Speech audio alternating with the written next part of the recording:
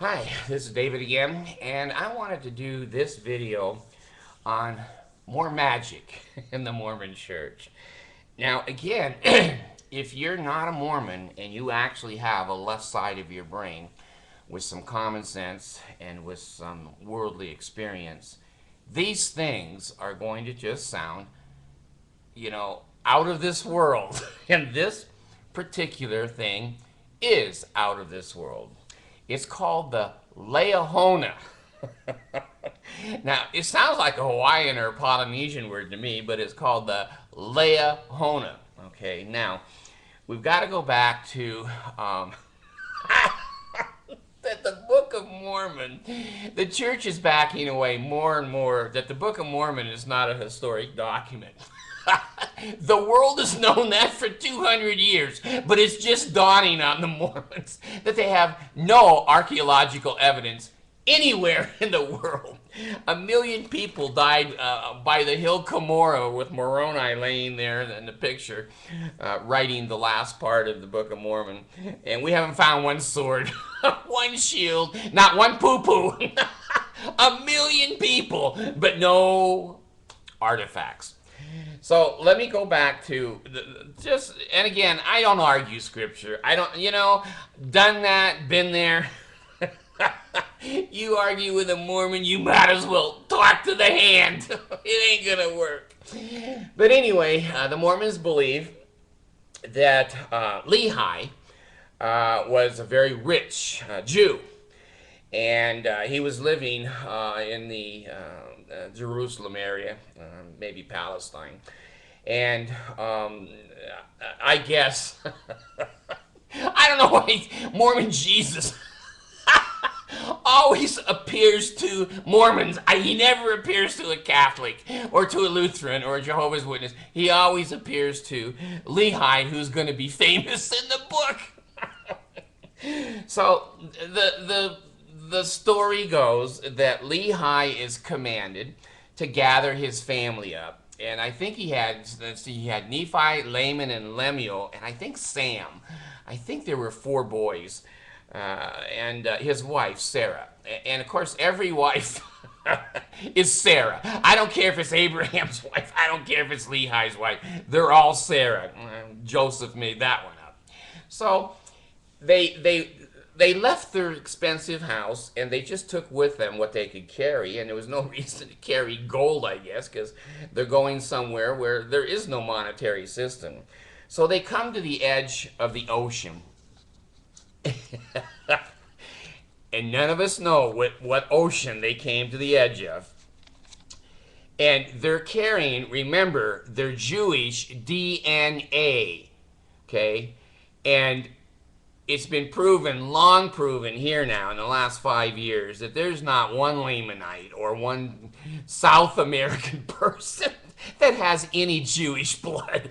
So, but anyway, this is a good story, so it's like telling the kids a bedtime story. It doesn't need to make sense. So they come to the ocean, and lo and behold, Lehi, the prophet, I guess you'd call him. Everyone's a prophet in the Mormon church. He didn't marry 14-year-olds, not that I know of. So he says to himself, "Self, we can't walk on water like Jesus. We got to build a boat." So the story goes that he was instructed, very similar to Noah. Noah couldn't build an ark, but Jesus came down with plans for him to help him. So anyway, Lehi's standing there with his family. There's only 4 or 5 people. And one of them's a woman that's probably 45, 55 years old. She's going to be good in a construction project. So they build a submarine. It reminds me of the Beatles, the Yellow Submarine. I don't know if this one was yellow. But here's how it was. It was like a kayak submarine, the best description I can get of it. And it had a hole in the top, like a submarine, that you could open the hatch. But it didn't have any windows. That had to be a bitch. And pitch black. Now, wait a minute. I remember there's magic stones. Now that I think about it in that story, there's magic stones. See, everything is magic. The Mormons would make more money if they just sold these as a children's text or a children's storybook.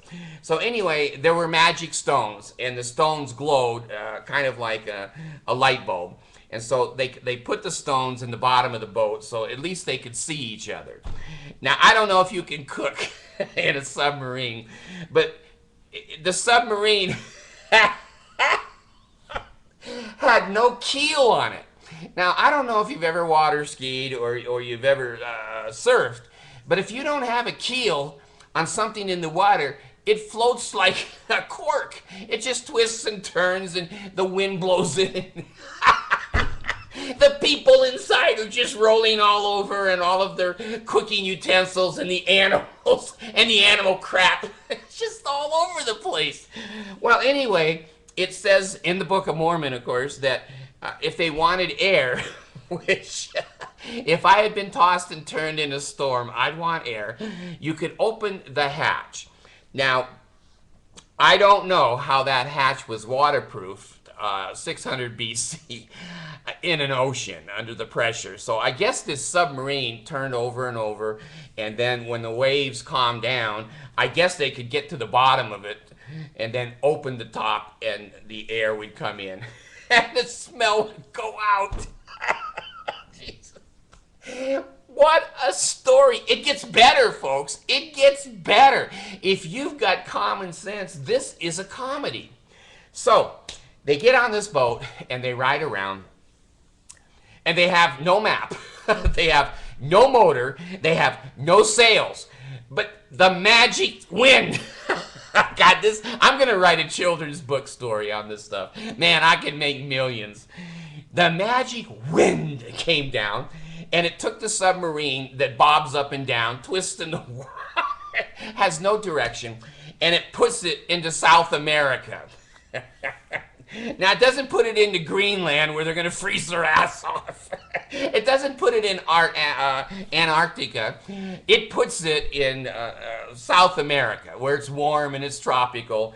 And the people land, but when Lehi and his family land there, I don't know if they sold the sub to the indigenous residents. I don't know what they did with the sub. But anyway, they came out. And I'm sure they were pretty hungry. How can you carry enough food on a small submarine for 5 people? And how do 5 people go to the bathroom when the thing is twisting and turning and you're falling off the pot and the crap and the urine is everywhere? This is a fabulous story. These people had faith. They had faith. So anyway, they land, and there's no people here, of course, is what the Book of Mormon said. And there were many, many Incas, Mayas, and other indigenous races that had been here, and remnants are still here. So the Mormons called these people Lamanites. Okay, Lamanites means your skin is dark. We are white and delightsome. We're going to write a book about how loathsome and dirty and ignorant you are. And that's the rest of the Book of Mormon in a nutshell. Now here's the reason I started the video. I get off on these other things. They didn't know where to go. Well, in the submarine, they didn't know where to go. They couldn't steer it. They couldn't make it go up or down. The waves would break over it. It was dark except for the rocks, and those rocks were hitting them in the head. That's the thing, is turning round and round in a storm. And of course, at 600 BC, you could build something that would withstand tropical hurricanes in the ocean, right? Right. It's like a matchbox out there. But anyway, whether you believe that or not, that's okay. So Lehi comes with his family, and I guess one day they're wandering in the desert. Now, I haven't been in South America, but I'm not sure there's a lot of deserts in South America. But anyway, it says they're wandering in the desert, so I guess they're lost again. I don't know. Well, here's the magic thing. They wake up in the morning. And now, of course, Laman and Lemuel are idiots. They're in the Book of Mormon. They're the bad kids. They're the people who left the church. They're the apostates. And of course, Nephi was the Jesus of the group. He was cool. And so Lehi says to his son Nephi, we need a record. We didn't bring our books to tell the record of the history here. And my subordinate, Laban, has all those records. I want you to go back to Jerusalem and get the records. If I would Nephi, I would have said, what? I rode months in that stupid submarine, and now I'm going back and then coming back again? And Lehi the father said, well, it's like the Mormons. It's a test. It's a test, Nephi. Nephi says, I don't need this test. I really don't want to do this. Well, he does, according to the Book of Mormon. So I don't know how he steered that crazy submarine back to the old country. And he finds Laban. And the story goes, God, I'd love to read this to little kids. The story goes that Laban was drunk, and he wouldn't give Lehi the records. So Lehi took a sword and in the Mormon tradition slit his throat and put his head on the ground. He killed him because when the still small voice says kill him, the Mormons just kill whoever is in their way or doesn't agree with them. So anyway, Laban is killed. Nephi is a murderer, and he's one of the heroes now in the Book of Mormon, and he gets the records.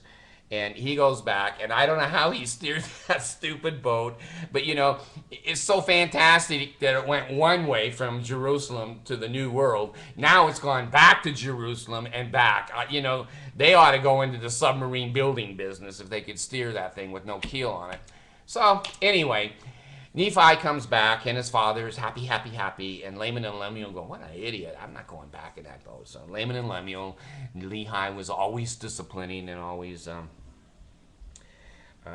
you know, they were in trouble. They were the bad kids. Well, here's the the magic, okay? If you don't think the boat is magic, here's more magic. Now, manna didn't come out of heaven. No, that was in the Bible. That was Moses. And I don't think they were wearing garments. So, you know, miracles, I don't know. But here's the magic thing.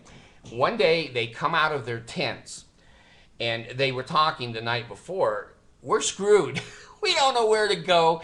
We're in a strange land. There's no roads.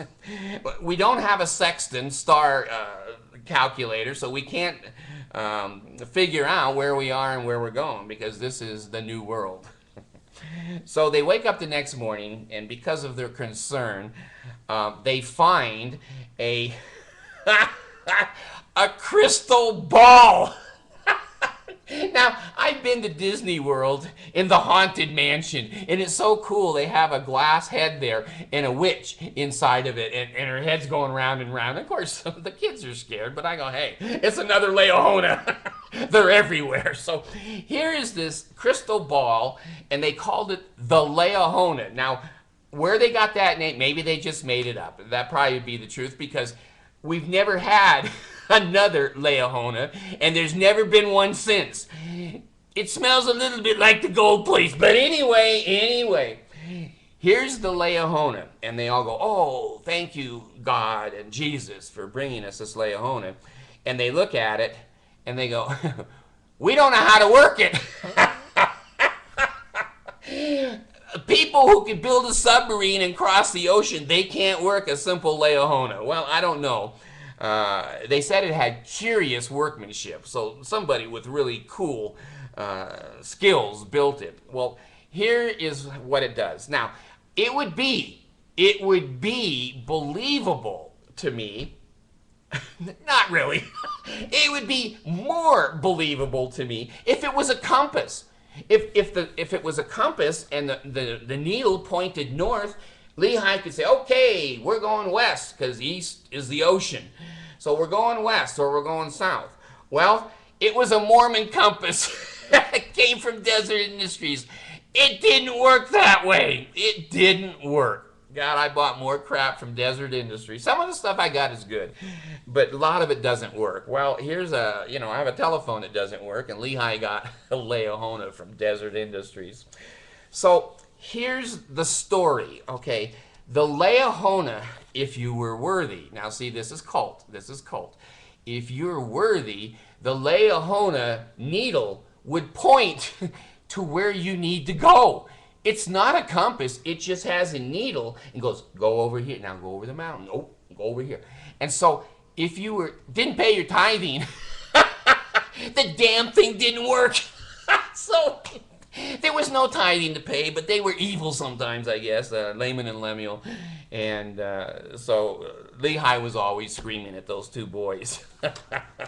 I think they had tattoos and an earring. I don't know. But anyway, the Laiona would only work when the whole family was going to church and the sacrament meeting, paying their tithing, bearing their testimony, and living like a good, clean Mormon. And I guess they didn't smoke and drink. They had no tobacco. They had nothing to drink but the water, I think. So, that little submarine spilled and broke everything that they got in there. So here's the Magic Laiona.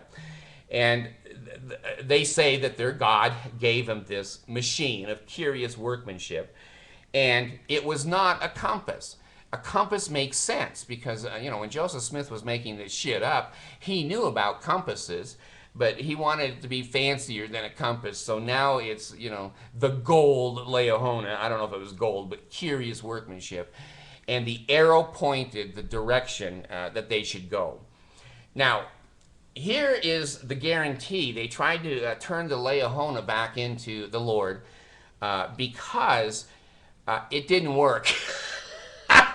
Under its warranty, it was a piece of crap. It didn't take them anywhere. It didn't give them any kind of direction or place to live. It was a piece of crap. Even if it existed, it was a piece of crap. So anyway, there were wars and wars. I guess Laman and Lemuel went off and I don't know. I think they married some of the indigenous people. And then they fought against Nephi. And Nephi and his group, of course, were all white. And Laman and Lemuel, because they're evil and loathsome, their skins turn brown. So all of you Mexicans and Filipinos and Asians and blacks out there, this is a lesson to you from the Mormon Church.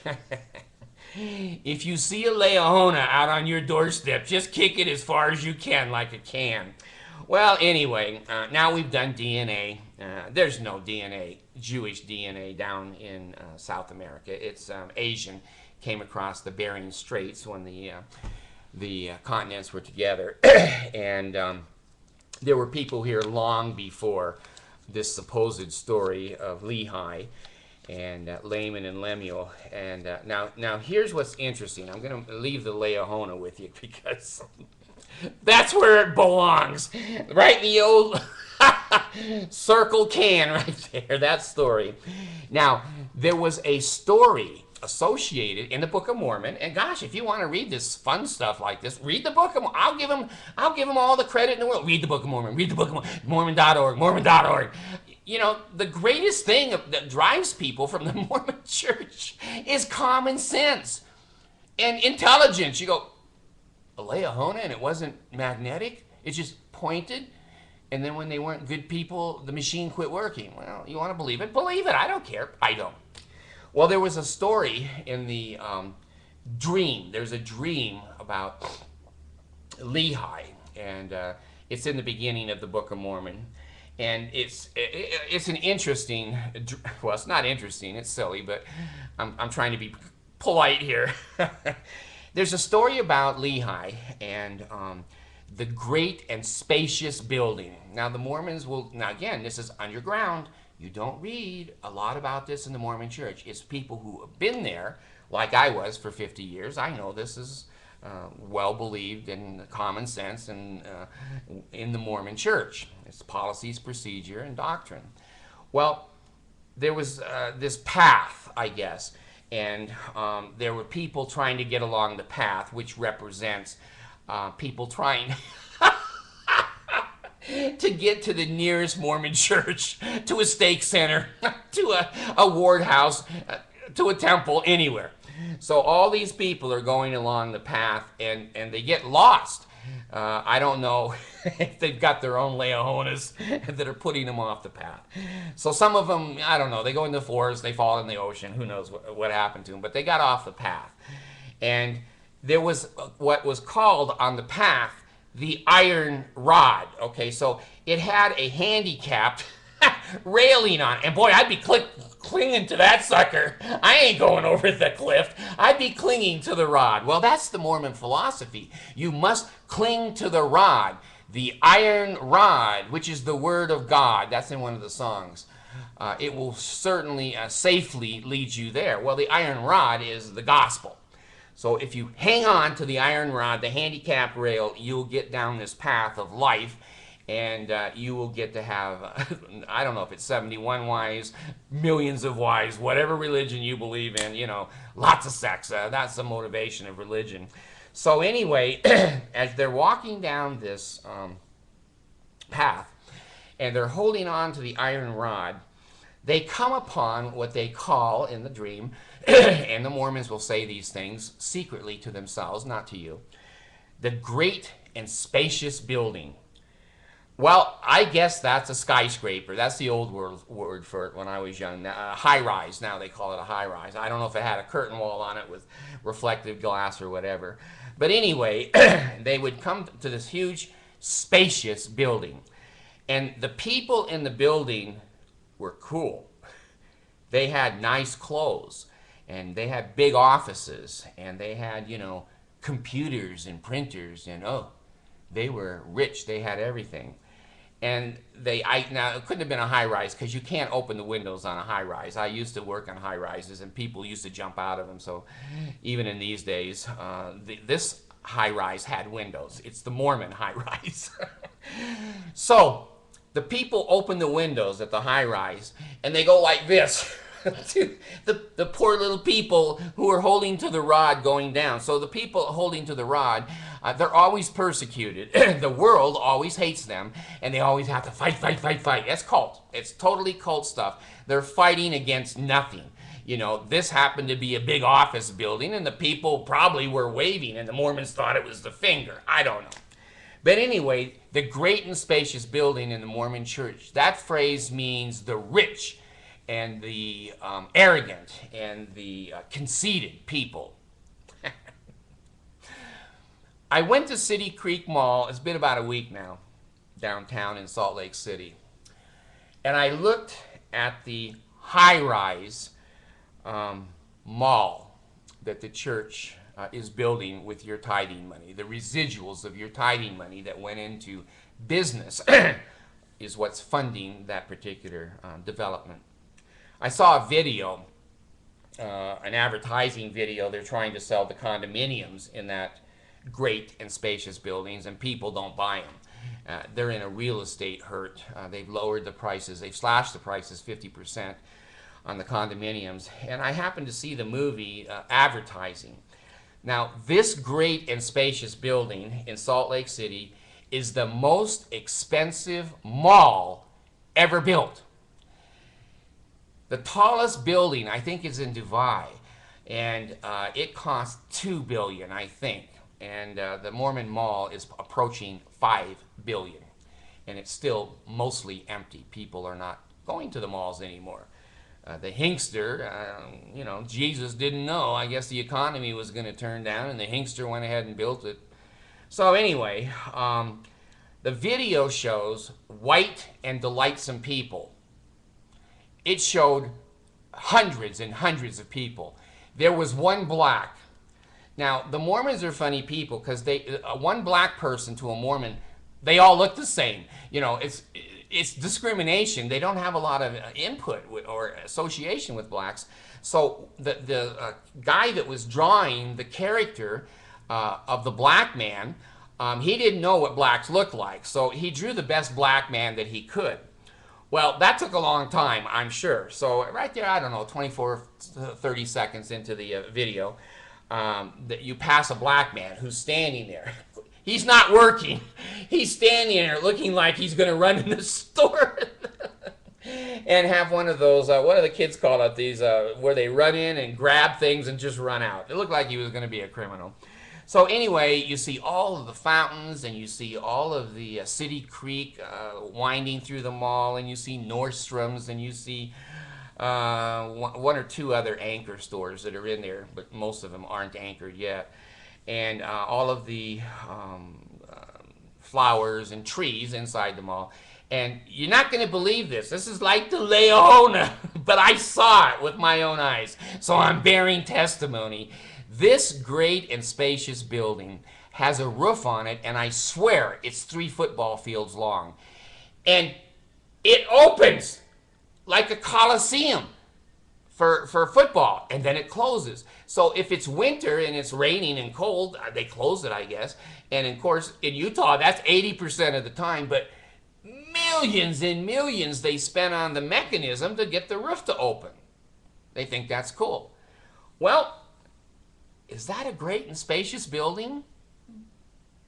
I don't have to think too long. It is. There were no poor people. There were no guys in there with backpacks that are homeless, which there's going to be. And there were no girls in there that had any kind of clothing on. It was kind of cute or sexy. They all had dresses. They're all wearing dresses down to their knees like the FLDS. And all the guys, probably 70% of the guys were wearing suit and ties. That's what you shop in Salt Lake City, I guess, a suit and tie. And the others had white shirts on and khakis. And they were all white and delightsome. So here's the irony of being a Mormon. Read, study, look at their history. Now, what they did with the black guy, this is so funny. They couldn't draw any other blacks. The animator only knew what maybe one black guy looked like. So they moved him around. I saw him like 5 times, 6 times in the video. They moved him in other places, the same black guy, no one different, but they moved him to make it look like they were integrated. Well, he looked like the black guy in the Tabernacle Choir. You see 200 white and delightsome faces, but the camera is on the one black guy that's there, and they use different camera angles, and I guess he has a mask or something he changes. They pay him to sit there because he can't sing. And they show like there's 19 or 20 blacks or 100 blacks in the Tabernacle Choir. There's not.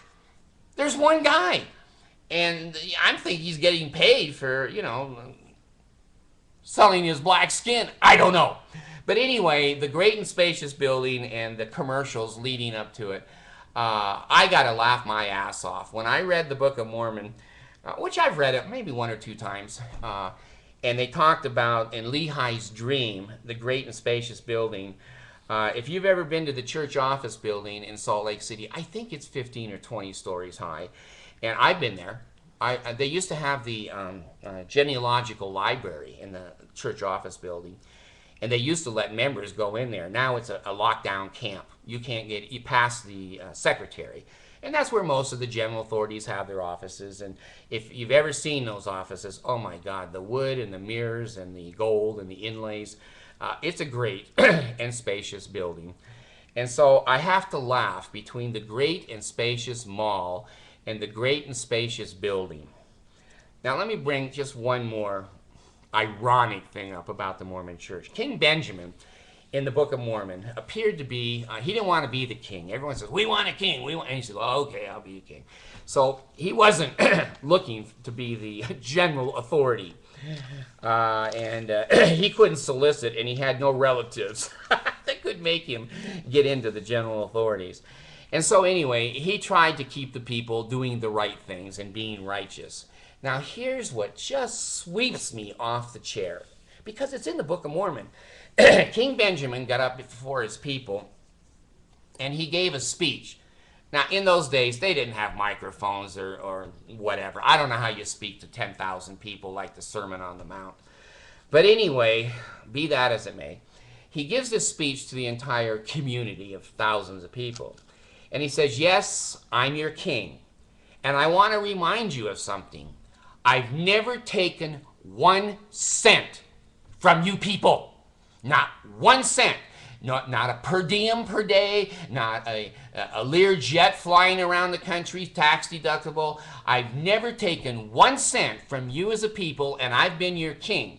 I'm not living, in a big kingdom house. I'm living with you. And you know what?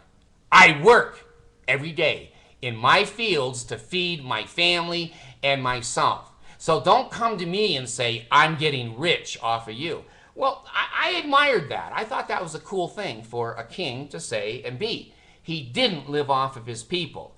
He didn't have better houses. He didn't have Lear jets. He didn't have limousines. And he didn't have great big offices.